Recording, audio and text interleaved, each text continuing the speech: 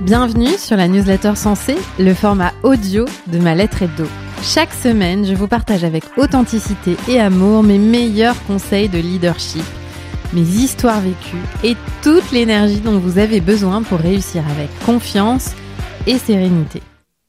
Cette semaine, je vous partage 3 conseils pour prendre la place que vous méritez au travail. Beaucoup de femmes vivent une réalité paradoxale.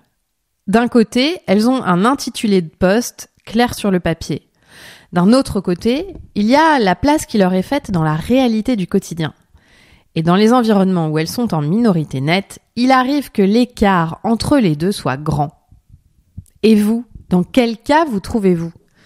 Vous êtes peut-être à un poste à haut niveau de responsabilité avec un périmètre large, une vision stratégique.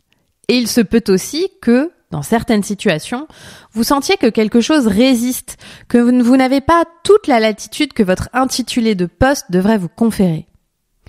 Voici quelques exemples qui vous parleront peut-être. On vous invite à une réunion sans vous donner la parole. On vous confie un nouveau dossier sans en reconnaître l'engagement que cela demande. Vous participez aux événements importants et stratégiques de l'entreprise, mais on oublie que vous étiez présente. Vous êtes en réunion avec un fournisseur et votre binôme fait une blague sexiste qui n'a rien à voir avec le sujet.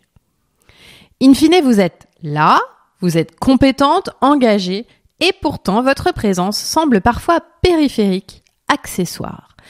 Et dans ces contextes, vous vous surprenez souvent à vous taire ou à réagir à chaud sous le coup de la colère. Le risque est que, sans même que vous vous en rendiez compte, votre place réelle s'érode petit à petit. Non pas parce qu'on la refuse de manière frontale, mais parce que vous ne pouvez pas l'occuper comme bon vous semble. Alors que faire quand on se sent en minorité dans son environnement de travail ? Comment éviter de s'épuiser à s'ajuster en permanence ? Voici 3 conseils que nous travaillons souvent avec les femmes que nous accompagnons dans le programme Sensée pour retrouver de la clarté, de la solidité et une véritable liberté d'action. 1. Ne restez pas seul avec l'idée que c'est vous le problème. Quand vous évoluez dans un environnement où vous êtes en minorité, vous pouvez être tenté de chercher la cause de votre inconfort à l'intérieur de vous. Je ne suis pas assez stratégique, je devrais être plus sûre de moi, j'aurais dû oser plus tôt. Ces pensées sont fréquentes, elles s'installent vite, et à force, vous en venez à croire que si votre place reste floue, c'est que vous ne la méritez pas tout à fait. Or, ce n'est pas une question de valeur, c'est une question de contexte. La plupart du temps, vous êtes confronté à un système de codes implicites, à des rapports de pouvoir déséquilibrés, à un ensemble de références culturelles qui ne vous incluent pas spontanément. Et c'est là que se crée le décalage. La première étape est donc d'identifier ce que vous vivez comme un fait structurel, pas comme une faiblesse personnelle. C'est aussi une manière de reprendre la main, en vous positionnant comme actrice lucide de la situation et non comme sa victime silencieuse. 2. Explorez ce qui se joue en vous dans les moments où vous vous êtes effacé. Pour pouvoir vous positionner différemment demain, il faut commencer par comprendre ce qui vous a poussé à vous faire petite hier. Pensez à une situation récente où vous n'avez pas occupé votre place comme vous l'auriez souhaité.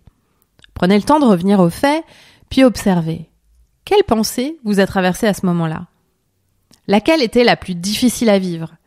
Quelle émotion cela a-t-il déclenché ? Et comment avez-vous agi ou réagi depuis cet espace-là ? Vous êtes-vous tu ? Avez-vous réagi trop vite ?